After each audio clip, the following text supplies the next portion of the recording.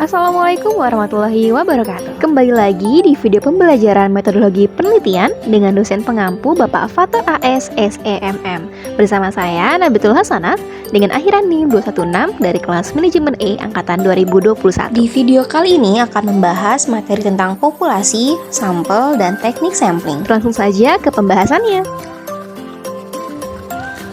Populasi. Nah, definisi populasi menurut Sugiono tahun 2013, yaitu adalah wilayah generalisasi yang terdiri atas objek atau subjek yang mempunyai kualitas dan karakteristik tertentu yang ditetapkan oleh peneliti untuk dipelajari yang kemudian ditarik kesimpulannya. Jadi populasi ini bukan hanya sekadar orang, tapi juga objek atau benda-benda alam yang lain. Populasi juga bukan sekadar jumlah yang ada pada objek atau subjek yang dipelajari, tetapi meliputi seluruh karakteristik maupun sifat yang dimiliki oleh subjek atau objek tersebut. Sedangkan menurut Sofyan Siregar tahun 2014, populasi berasal dari kata bahasa Inggris yaitu population yang berarti jumlah penduduk. Dalam metodologi penelitian, kata populasi amat populer dipakai untuk menyebutkan serumpun atau sekelompok objek yang menjadi sasaran penelitian. Nah, populasi penelitian merupakan keseluruhan atau universum dari objek penelitian yang dapat berupa manusia, hewan, tumbuhan-tumbuhan, udara, gejala alam, nilai peristiwa, sikap hidup, dan lain sebagainya. Sehingga objek-objek ini dapat menjadi sumber data penelitian. Menurut Bugin tahun 2006. Untuk jenis populasi sendiri terbagi menjadi dua, yaitu ada populasi finite dan populasi infinite. Populasi finite artinya jumlah individu dapat ditentukan atau dihitung dengan tepat. Sedangkan untuk populasi infinite artinya adalah jumlah individu ini tidak terhitung atau tidak dapat diketahui dengan pasti jumlahnya. Kemudian sampel. Menurut Sugiono tahun 2013, sampel adalah bagian dari jumlah dan karakteristik yang dimiliki oleh populasi tersebut. Bila populasi besar dan peneliti tidak mungkin mempelajari semua yang ada pada populasi, misalnya karena keterbatasan dana, tenaga, dan waktu, maka peneliti dapat menggunakan sampel yang diambil dari populasi itu. Apa yang dipelajari dari sampel itu, kesimpulannya akan dapat dilakukan untuk populasi juga. Untuk itu, sampel yang diambil dari populasi haruslah betul-betul representatif atau mewakili penelitian. Nah, menurut Sofyan Siregar tahun 2014, sampel adalah suatu prosedur pengambilan data di mana hanya sebagian populasi saja yang diambil untuk digunakan untuk menentukan sifat ciri yang dikehendaki dari suatu populasi. Nah, sampel sebagai sumber data atau sebagai informan sebaiknya juga memenuhi kriteria sebagai berikut. Yang pertama yaitu mereka yang menguasai atau memahami sesuatu melalui proses enkulturasi, sehingga sesuatu itu bukan sekedar diketahui, tapi juga dihayati. Lalu yang kedua, mereka yang tergolong masih sedang berkecimpung atau terlibat pada kegiatan yang tengah diteliti. Kemudian yang ketiga, mereka yang mempunyai waktu yang memadai untuk dimintai informasi. Kemudian yang keempat, mereka yang tidak cenderung menyampaikan informasi hasil kemasannya sendiri. Kemudian yang kelima, mereka yang pada mulanya tergolong cukup asing dengan peneliti, sehingga menggairahkan untuk dijadikan semacam guru atau narasumber. Idealnya dalam suatu penelitian untuk mengetahui karakteristik populasi adalah dengan melakukan pengamatan terhadap populasi. Namun dalam praktiknya atau dalam kehidupan nyatanya kita hanya bisa melakukan pengamatan terhadap sampel saja. Tidak hanya disebabkan oleh biaya penelitian yang besar, tetapi juga penelitian terhadap populasi akan memakan waktu yang sangat lama dan dapat menimbulkan kesalahan yang besar pula dalam pengukuran atau bias. Nah, beberapa alasan mengapa suatu penelitian dilakukan pengambilan sampel antara lain adalah yang pertama yaitu ada populasi yang sangat besar atau infinite population, di mana populasi yang sangat besar dan tidak terbatas tidak mungkin seluruh populasi diamati atau diukur sebab membutuhkan waktu yang sangat lama. Kemudian yang kedua itu adalah homogenitas, di mana tidak perlu semua populasi yang homogen diamati atau diukur sebab akan membuang-buang waktu dan tidak berguna karena variabel yang akan diteliti telah terwakili oleh sebagian populasi yang lain. Nah, yang ketiga itu penarikan sampel menghemat biaya dan waktu karena lebih sedikit. Kemudian yang keempat itu adalah ketelitian atau ketepatan pengukuran. meneliti atau mengukur subjek dalam jumlah yang sedikit, yakni dalam hal sampel, tentu akan lebih teliti jika dibandingkan dengan mengukur subjek yang banyak, yaitu populasi. Nah, populasi ini berkaitan erat dengan sampel tentunya. Pemikiran tentang populasi dalam konteks penelitian kuantitatif secara tersirat memunculkan pemikiran tentang sampel, walaupun populasi yang terbatas memungkinkan tidak perlunya sampel. Akan tetapi dalam populasi yang terbatas itu pula masih mungkin ditentukannya sampel. Perlibatan semua anggota populasi sebagai objek atau sumber data merupakan cara yang ideal. Akan tetapi banyak penelitian yang memiliki populasi dengan jumlah yang sangat besar sehingga sulit untuk dapat diteliti semua. Kondisi tersebut memunculkan pemikiran untuk menyederhanakan pengambilan data yang dapat menjangkau semua karakteristik objek ataupun subjek yang tengah diteliti. Sehingga digunakanlah teknik sampling untuk mengambil sampel dari populasi. Nah, kemudian dalam sampel dan populasi ini ada istilah kerangka sampel atau sampling frame, yaitu adalah daftar unit-unit yang ada pada populasi yang akan diambil sampelnya. Sebagai contoh, jumlah ibu hamil di suatu daerah, jumlah balita di suatu posyandu, dan daftar nomor telepon. Menentukan ukuran sampel. Menurut Sugiono tahun 2013, jumlah anggota sampel sering dinyatakan dengan ukuran sampel. Jumlah sampel yang diharapkan 100% mewakili populasi adalah sama dengan jumlah anggota populasi itu sendiri. Berikut ini diberikan tabel penentuan jumlah sampel dari populasi tertentu yang dikembangkan dari Isaac dan Michael untuk tingkat kesalahan 1%, 5%, dan 10%. Rumus untuk menghitung ukuran sampel dari populasi yang diketahui jumlahnya adalah sebagai berikut. S sama dengan Pi kuadrat dikali N dikali P dikali Q per D kuadrat N kurangi 1 ditambah Pi kuadrat dikali P dikali Q, di mana Pi kuadrat dengan DK sama dengan 1, taraf kesalahannya bisa 1%, 5%, dan 10%, P sama dengan Q sama dengan 0,5, dan D sama dengan 0,05, lalu S adalah jumlah sampelnya.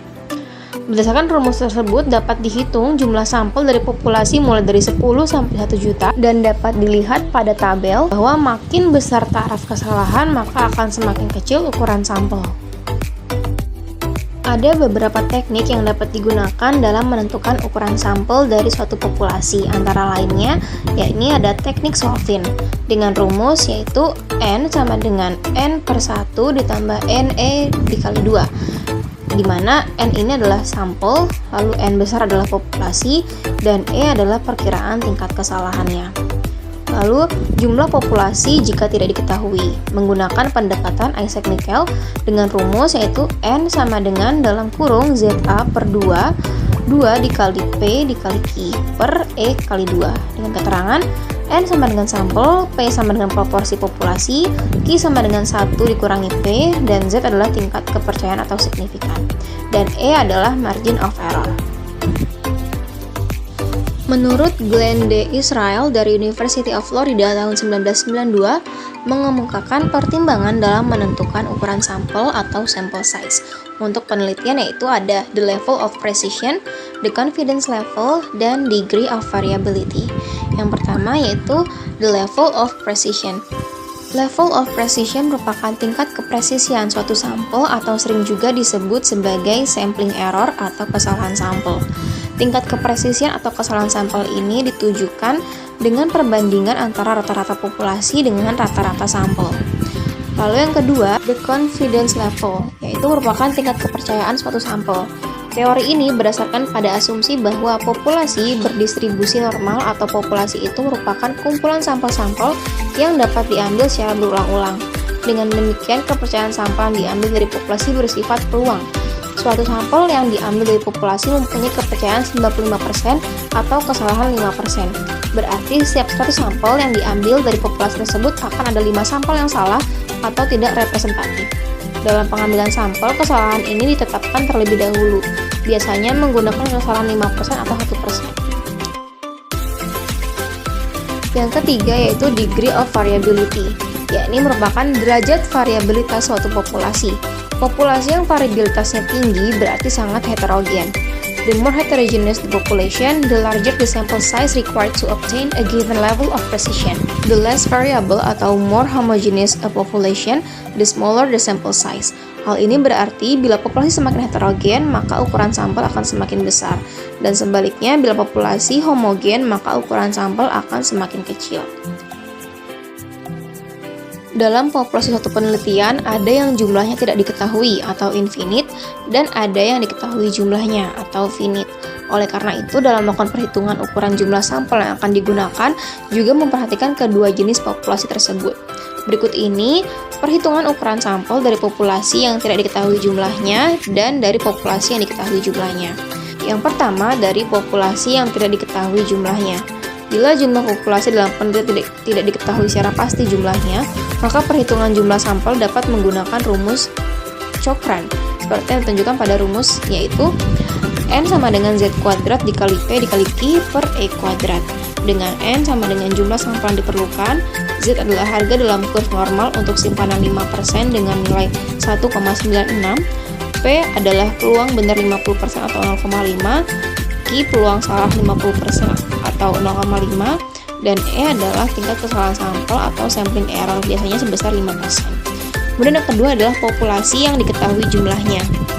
Bila populasi diketahui jumlahnya, maka perhitungan sampel dapat menggunakan rumus Yamane dan Isaac-Mikael.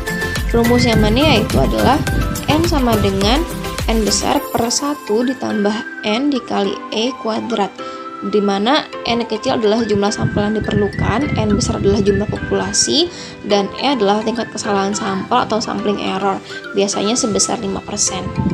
Dengan rumus Isaac dan Mikael, selanjutnya dapat dihitung juga, yaitu tapi dengan harga pi kuadrat yang diperoleh dari tabel tidak dikuadratkan. Rumusnya yaitu adalah S sama dengan pi kuadrat dikali N dikali P dikali Q per D kuadrat dalam kurung N kurang 1 dikali pi kuadrat dikali P dikali Q.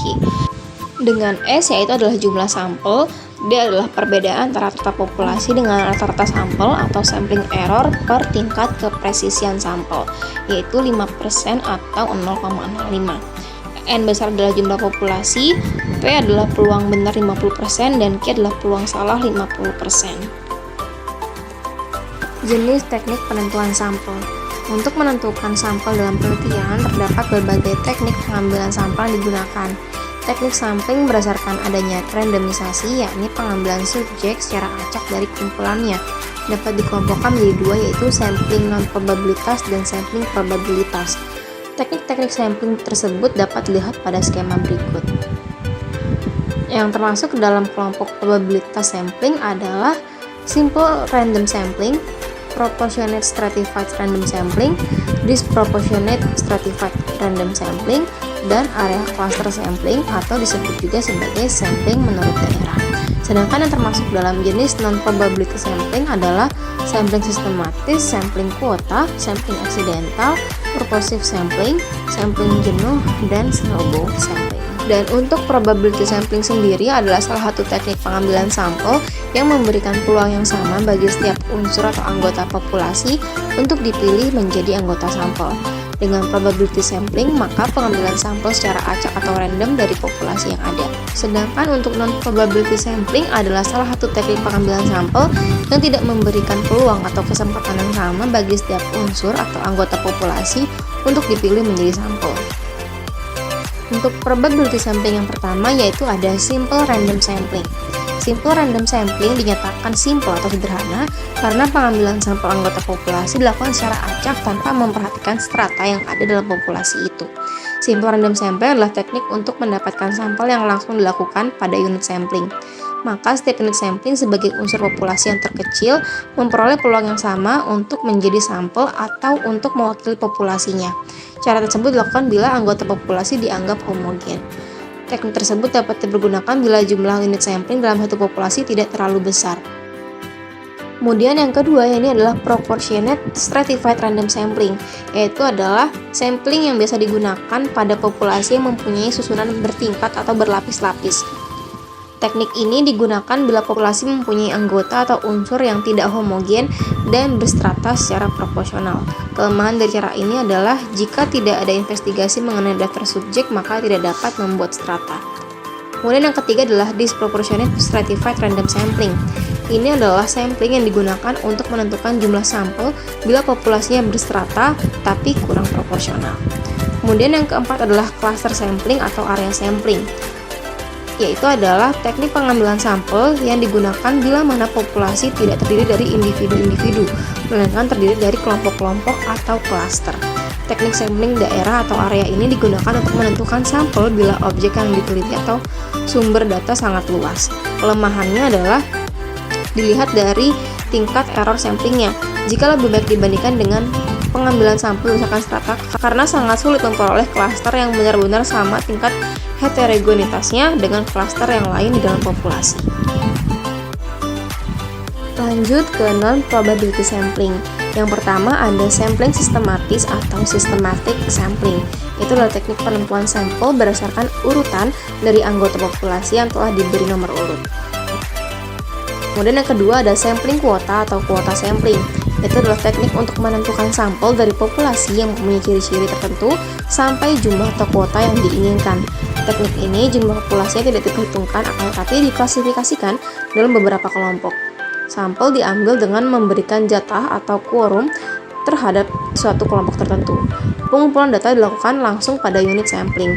Setelah jatah terpenuhi, maka pengumpulan data dihentikan. Teknik ini biasanya digunakan dan didesain untuk penelitian yang menginginkan sedikit sampel, di mana setiap kasus dipelajari secara mendalam. Dan kekurangannya, jika sampel terlalu sedikit, maka tidak akan dapat mewakili populasi. Yang ketiga, ada sampling aksidental atau accidental sampling, yaitu adalah teknik penentuan sampel berdasarkan kebetulan, yaitu siapa saja yang secara kebetulan bertemu dengan peneliti dapat digunakan sebagai sampel bila dipandang orang yang kebetulan ditemui itu sesuai menjadi sumber data. Dalam teknik sampling aksidental, pengambilan sampel tidak ditetapkan terlebih dahulu. Peneliti langsung saja mengumpulkan data dari unit yang sampling yang dia temui. Yang keempat adalah sampling purposive, yaitu adalah teknik penentuan sampel dengan pertimbangan tertentu. Pemilihan sekelompok subjek dalam purposive sampling berdasarkan atas ciri-ciri tertentu yang dipandang mempunyai sangkut paut yang erat dengan ciri-ciri populasi yang sudah diketahui sebelumnya. Maka dengan kata lain, unit sampel yang dihubungi disesuaikan dengan kriteria tertentu yang ditetapkan berdasarkan dengan tujuan penelitian atau permasalahan penelitian. Yang kelima adalah sampling jenuh, yaitu adalah teknik penentuan sampel bila semua anggota populasi digunakan sebagai sampel. Hal ini sering dilakukan bila jumlah populasinya relatif kecil, yaitu kurang dari 30 orang. Sampel jenuh tersebut disebut juga sebagai istilah sensus, di mana semua anggota populasi dijadikan sebagai sampel. Yang terakhir adalah snowball sampling, adalah teknik pengambilan sampel yang awal mulai jumlahnya kecil, kemudian sampel ini disuruh memilih teman-temannya untuk dijadikan sampel. Dan begitu seterusnya hingga jumlah sampel makin lama semakin banyak, dibaca dengan sebuah bola salju yang menggelinding yang semakin lama semakin besar. Pada penelitian kualitatif banyak menggunakan sampel purposive dan snowball. Itu dia materi yang dapat saya sampaikan, kurang lebihnya saya mohon maaf. Thank you so much for watching and hope it helps. Wassalamualaikum warahmatullahi wabarakatuh. Bye.